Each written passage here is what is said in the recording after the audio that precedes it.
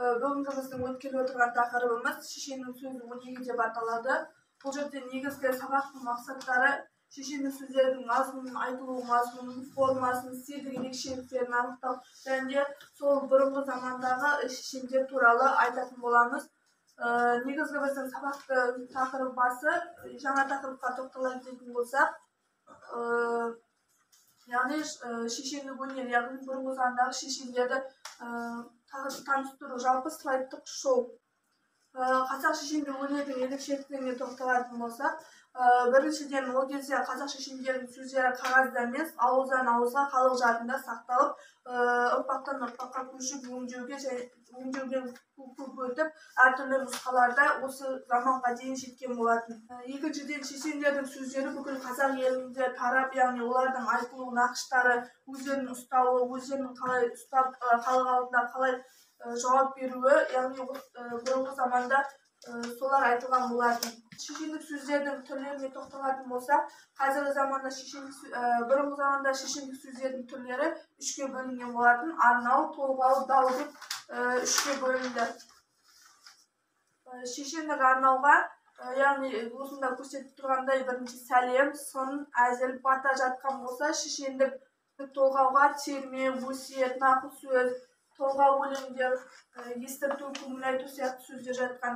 Келесі шешендік дау, жер дауы, жесір дауы, құн, мал дауы, ар-намыс дауы жатқан болатын. Келесі кезекте біз сіздермен жұмыс жасайтын боламыз, яғни осы тақырып бойынша өрмекші әдісі, яғни бұнда өрмекші әдісі оқушылардың, яғни өрмекші әдісі арқылы, яғни өрмекші суретін сала отырып, өрмекшінің бастапқы басына осы негізгі тақырыпты жазып, оның бейнелеріне өзекті ойларын айтып, яғни аяқтарына осының шешілу жолдарын айтатын боламыз. Бұл жерде негізгі тақырып қазіргі заман мен өткен дәуірдегі шешендік өнерді салыстыру болып табылады.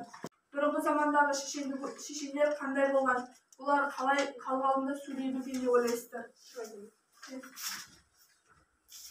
Бұрынғы заманда шешендер олар жазбайтын болған, олар бәрі сөз арқылы жеткізетін болған. Ал қазіргі шешендерге оларға прокурорлар, заңгерлер жатады. Және де бір-екі сұрақ қойып кететін болсам, жаңағы айтып кеткендей шешендік сөздердің нешеге бөлінеді және олардың түрлерін атап өтсеңіздер. Даналық, тапқырлық, әділдік, сөз өнері жатады. Жақсы. Келесі отырған шешендік сөздің түрлері жаңа айтып кеткендей арнау, толғау, дау деп айтып кеттік. Ал осыларды жеке-жеке тоқталсақ, арнауға қандай нелер жатады деп ойлайсыздар? Сын, әзіл, бата. Келесі шешендік толғауға нелер жатады деп ойлайсыздар? Келесі шешендік толғауға нелер жатады? Терме, өсиет, толғау өлең, тоқтау өлең. Сабақты қорытындылайтын болсақ, қара жәшік ішіндегі жұмыс, яғни осы барлық айтылған ойды қорытындылай отыра, әркім өз ойынан бір-бір төлеммен айтып шықса. Сабақты қорытындылайтын болсақ, шешендер ол бұрында жазбайтын болған, олар барлық халыққа өз ойларын жеткізетін болған.